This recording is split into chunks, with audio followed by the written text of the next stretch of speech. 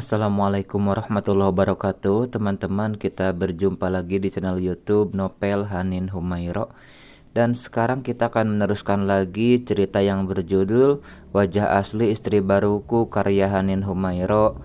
Novel ini akan tayang setiap hari pukul 12.30 dan malam pukul 19.30.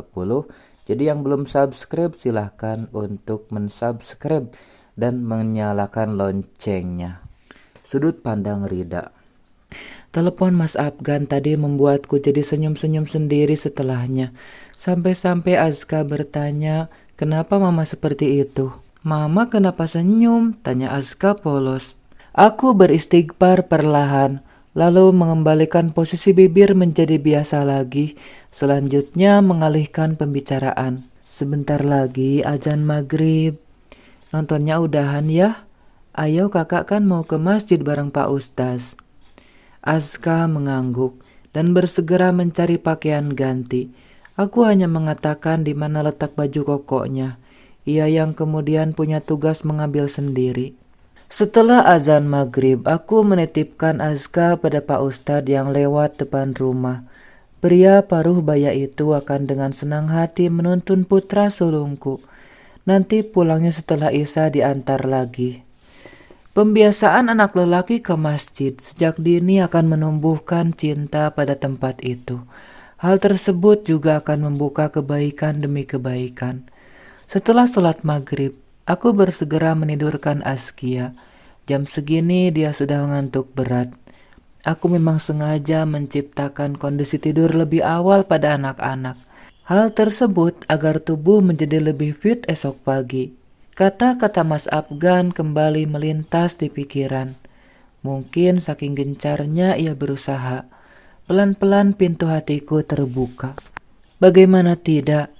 Digedor terus pastinya tak bisa juga terus bertahan menutupnya. Apalagi sering menggunakan Azka untuk menggodaku. Seperti tadi itu, sebelumnya juga demikian. Kadang minta mama ucapkan salam bareng kakak dan adik.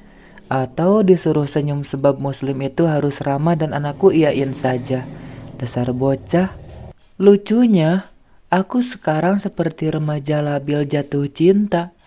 Di dada ini muncul getaran-getaran halus yang kadang bikin senyum-senyum sendiri. Jadi malu sendiri kalau membayangkannya. Narsis memang.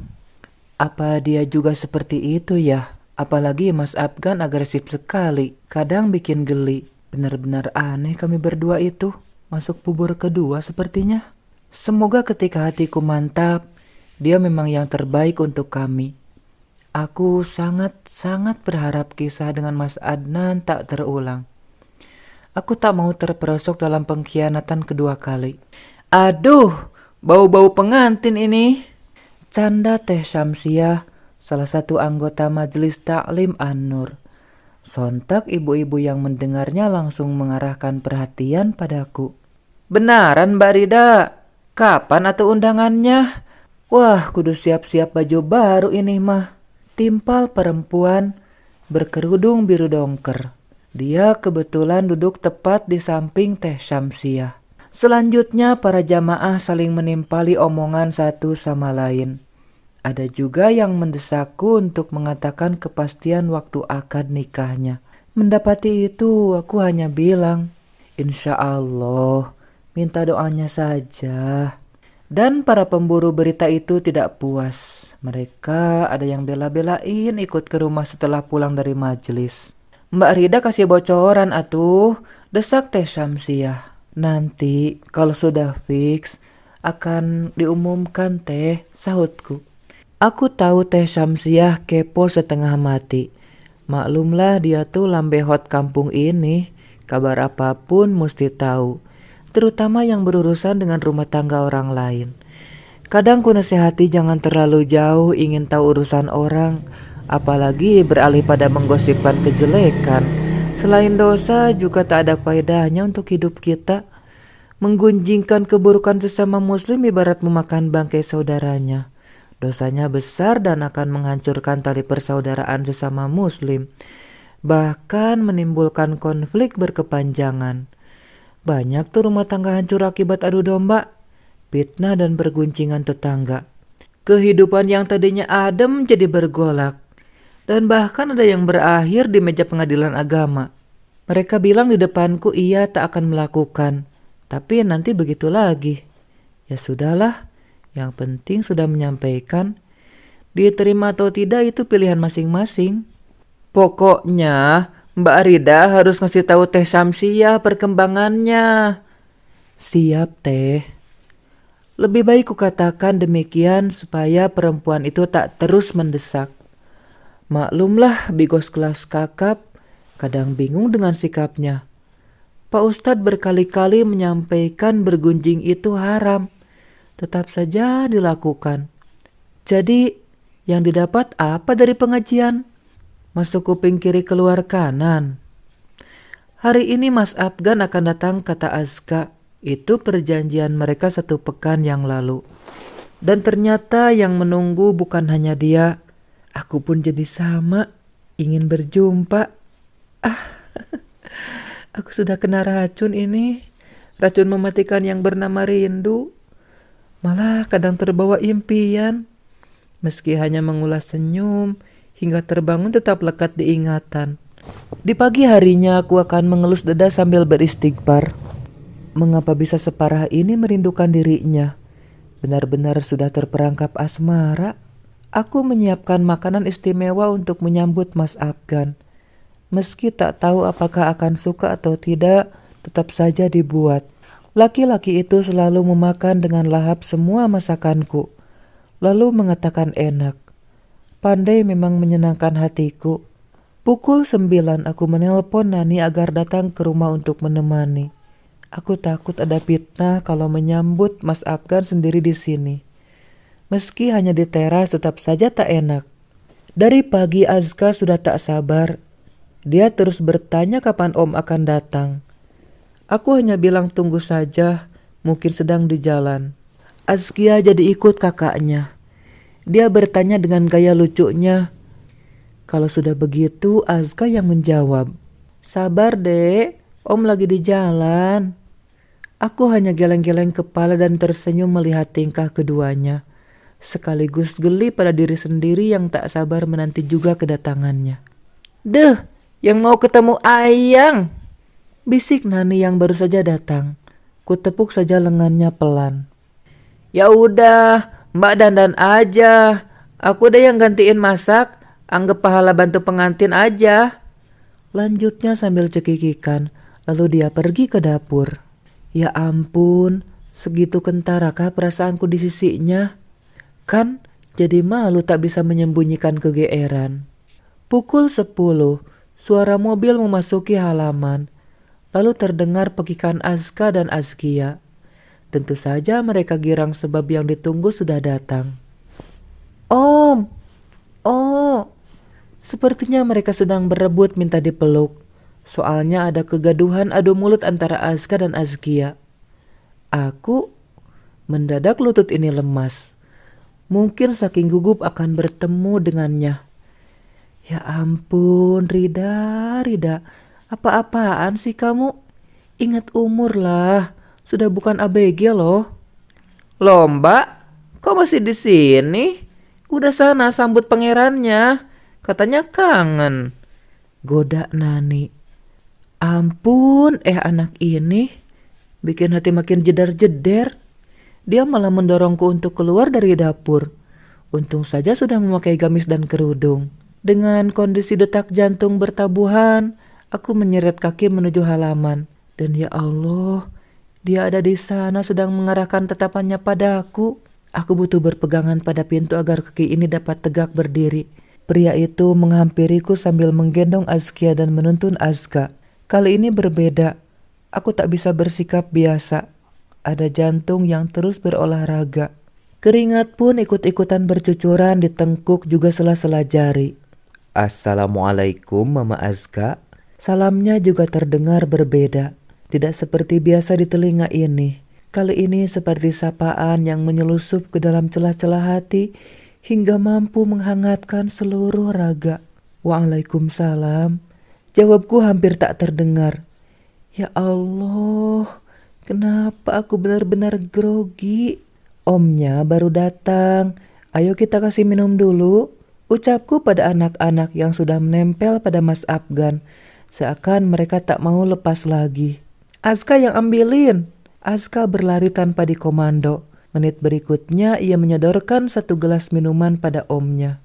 Om bawa hadiah, mau tidak? Kata Mas Afgan setelah meneguk minuman. Mau. Ayo, Mah, kita lihat hadiahnya. Ajak Mas Afgan. Rupanya ia sudah tak pernah lagi menyebutkan nama Azka pada kata Mah. Aku mengikuti mereka dari belakang. Ternyata pria itu mengeluarkan 2 sepeda dari pintu belakang mobil. Pantas saja yang dipakai mobil besar. Ternyata supaya bisa mengangkut sepeda. Ini untuk kakak, ini untuk adik, dan ini untuk mama. Ucap Mas Afgan sambil menyerahkan 2 tote bag besar padaku. Terima kasih Mas. Maaf jadi merepotkan, sambutku. Untung saja tak jadi keluar air mata saking terharu. Azka yang memang sudah mahir bersepeda langsung mengendarai sepeda hadiah dari omnya. Azkia pun tak mau kalah. Ia masuk ke sepeda roda 3-nya. Aku meninggalkan ketiganya untuk bermain. Aku harus menyimpan hadiah ini di kamar. Nanti saja dibukanya. Cie yang dapat hadiah. Uhuy. Aduh, Nani bikin kaget saja. Ya ampun, saking bahagia sampai jadi kagetan. Aku meninggalkan Nani yang tertawa lepas. Lebih baik tak dilayani daripada makin gencar bercanda. Selepas sholat zuhur, kami makan bersama. Azka dan Azkia benar-benar ceria. Makannya lahap sekali. Ayo sekarang main lagi sama tante. Setelah selesai makan dan membereskan bekasnya, Nani mengajak Azka dan Azkia main. Mungkin ia ingin memberi kesempatan aku dan Mas Afgan bicara. Kami duduk di teras sambil memandang mereka bermain. Aku hanya diam sambil menunggu ia membuka pembicaraan. Ia pun mengajakku berbincang tentang di mana membeli sepeda itu. Juga menanyakan apakah tote bag-nya sudah dibuka. Senang tidak? Katanya. Aku menjawab dengan jujur bahwa belum dibuka. Katanya tak apa. Semoga suka. Mas Afgan pun bicara tentang kesibukannya. Ia bilang benar-benar sibuk sebulan ini sampai tak bisa datang. Perbincangan berjalan biasa hingga masuklah pada hal yang membuat jantungku berdebar-debar tak karuan. Aku senang melihat anak-anak bahagia. Aku ingin sekali setiap hari melihat mereka begitu. Menurut Mama Azka, apa itu bisa? Pertanyaan diplomatis yang menuntut jawaban berkonsekuensi berat. Aku tahu kemana arah pembicaraan ini. Karena itulah aku terdiam. Untuk membersamai mereka tiap hari tak mungkin kan jika kita hidup dengan jarak terpisah. Pastilah harus berada dalam satu atap. Benar kan, Mah? Keringat di tanganku kembali keluar hingga jari-jari terasa basah. Mengapa begitu sulit untuk merespon ucapan tersebut? Apa masih tak ada kesempatan untukku masuk ke hatimu saat ini? Aku memang tak bisa menjanjikan apapun di masa depan. Mungkin itu yang kau takutkan. Tapi bukankah yang kita kuasai adalah hari ini? Maka hari ini aku bisa mengatakan ingin bersama menjalani hidup yang lebih baik dari masa lalu. Aku meremas jari yang sedang bertautan. Arah pembicaraan sudah jelas. Ia tetap dalam keputusan, yaitu ingin hidup bersama denganku. Bagaimanapun aku menghindar, pria itu takkan mengubah perasaannya. Orang tua saya tak tahu akan perceraian ini. Mereka ada di Sumatera sekarang. Saya tak bisa memutuskan sebelum berbicara langsung. Saya berencana akan pulang dulu untuk berterus terang sekaligus menyampaikan tentang lamaran Anda. Jika semua telah jelas, saya akan mengonfirmasikan hal ini. Pria itu tak memalingkan pandangan seperti biasa. Ia seperti sedang memberi tekanan agar aku berada dalam keputusan yang tepat. Kalau begitu, aku akan mengantarmu pulang. Di sana, aku akan langsung bicara pada orang tuamu. Pekan depan bersiaplah, kita akan terbang ke sana. Aku mendongak mendengar kata-kata tersebut. Suatu pernyataan tak disangka. pergi bersamanya menghadap keluarga.